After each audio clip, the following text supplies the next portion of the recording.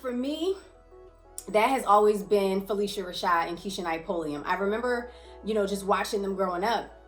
And I would see myself, I saw Felicia Rashad as this like super beautiful brown skinned woman. She was sassy, she was independent, like she held her own. She was a lawyer. And that inspired me. And I remember seeing Rudy Huxtable and being like, wait, she looks like me. I don't know what she's doing, how she got into the TV, but I want to go. I want to get there. And I felt like seeing her made me feel like it was possible. So it's because of them that I'm even an actress. Just seeing those images of myself was really, really important, and how they portrayed them as black women. An on-screen character that I identify with is Franklin Saint, portrayed by Damson Idris, or Idris, my bad brother, Damson Idris, on FX TV show Snowfall. There is a hunger in Franklin that cannot be taught or destroyed, and that same hunger lives within me, the hunger to succeed. And in fact, with everything I got going on in my life, I've never really been hungrier than now. There's probably one in every book that I read, every script that I read, every film that I watch, every show that I binge. There's probably always one character that I identify with, but one that has kind of always come to mind as a nerd has been Doctor Strange. His perfectionism ails him, and I march to the beat of that drum as well, needing to be great at everything, even though I'm really not a master of anything. I just happen to be good at a lot of things. Is something that bothers me and kind of plagues me a little bit.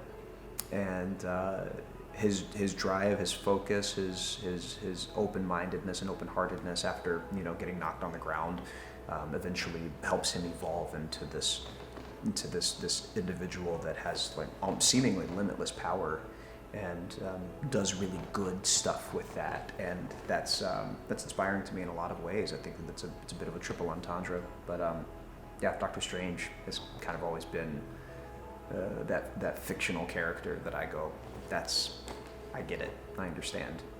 I have to say, Brandy Norwood as Cinderella in the Rodgers and Hammerstein version, it was the first time that I saw that I could be grand.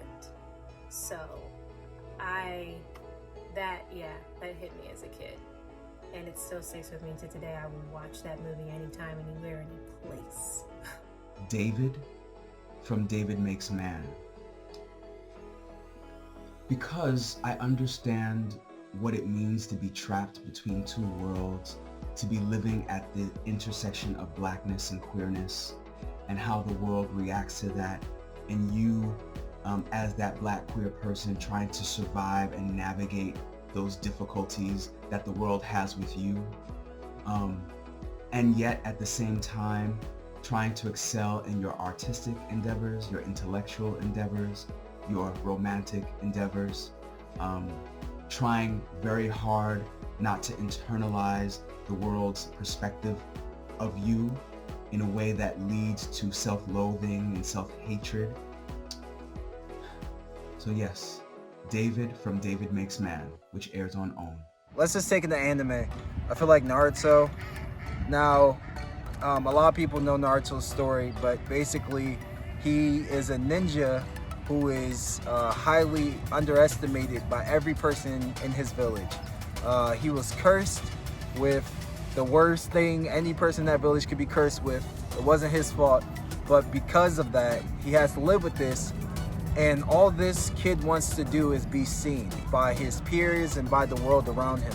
So he sets a goal, not a small goal, a big goal. He wants to become the Hokage, and that's the most respected ninja in his village. You know, I identify with Han Solo, for sure. Like he, I love that Douglas Fairbanks sort of like, that kind of stuff. I love that. There's something about that makes me so happy. Indiana Jones, I guess Harrison Ford in a way. So Indiana Jones, Han Solo, you know, just that action hero, the adventure hero who's also able to have a good time while he's doing it. Like that, to me, that's the most fun. That's the most fun. It would be Jason Holiday. Jason Holiday. I've seen him in the 1967 Shirley Clark film. But I recognize reflections of him in members of my church and community growing up. The character I identified with the most as a kid was Cassie Logan from Roll of Thunder, Hear My Cry by Mildred D. Taylor.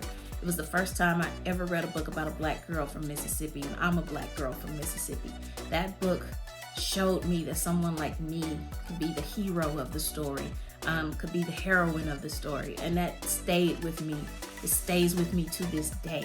I connected with Cassie so much that I see bits and pieces of her in Star, and I see bits and pieces of her family in Star's family in The Hate U Give. So that character has to be the one that above all did it for me.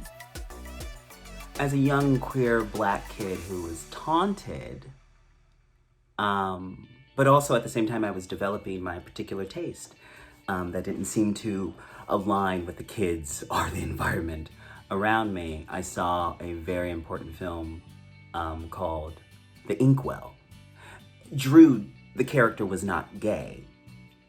However, I really responded to his sort of reclusive nature. And the fact that his father, his cousin, his crush, all of these characters pressuring him to be something he wasn't.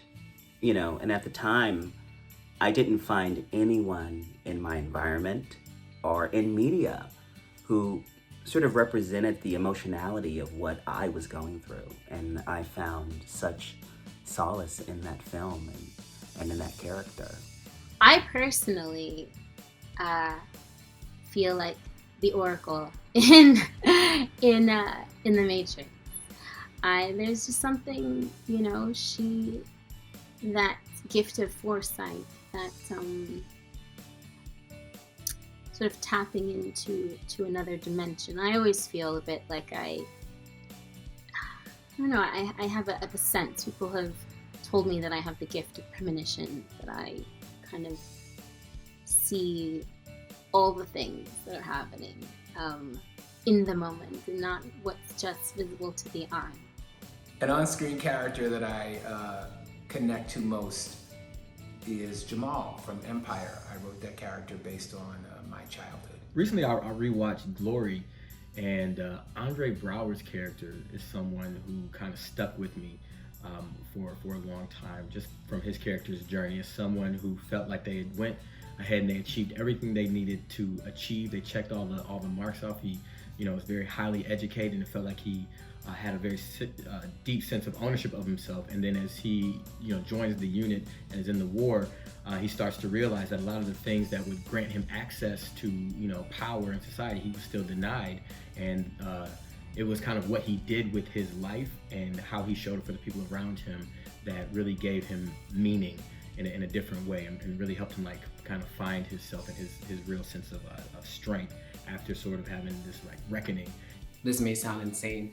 An on-screen or literary character that I identify with, if you've ever seen The Fifth Element and you remember Chris Tucker's part, I resonate with that character so much because he's a crazy person throughout the entire movie, but there's a bit of heart there, and he's a workaholic, and I very much resonate with that part. Also, the blonde hair and the cheetah print really, really make sense for me.